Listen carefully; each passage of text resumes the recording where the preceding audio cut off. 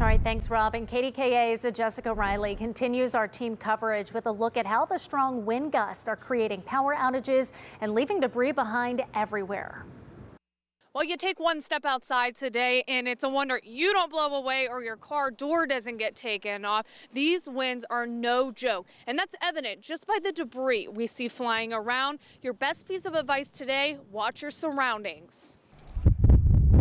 It's crazy out here. I said I feel like Winnie the Pooh in the blustery day. Listen to this. Flags are flapping, signs struggling, and walking feels like a mini obstacle course. I'm here with my girlfriend, and we can hardly talk, because the wind just kind of sucks. See, this is what happens. It's crazy. It's very brisk. It just comes quickly. I don't know, it just cuts right through you.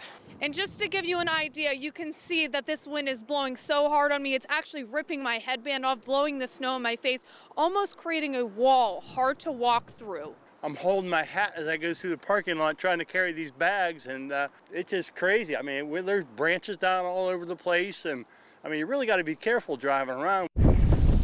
And that's true. The wind can make it feel like you're taking flight.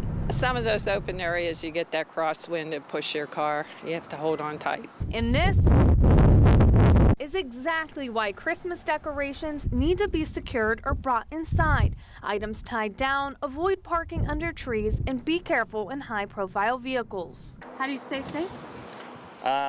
Hold on to my hat and hope I don't get hit by a tree branch. And with gusts lasting into the night, hang tight and let Mother Nature have her way and stay safe out there. Reporting in Cranberry, Jessica Riley, KDKA-TV News.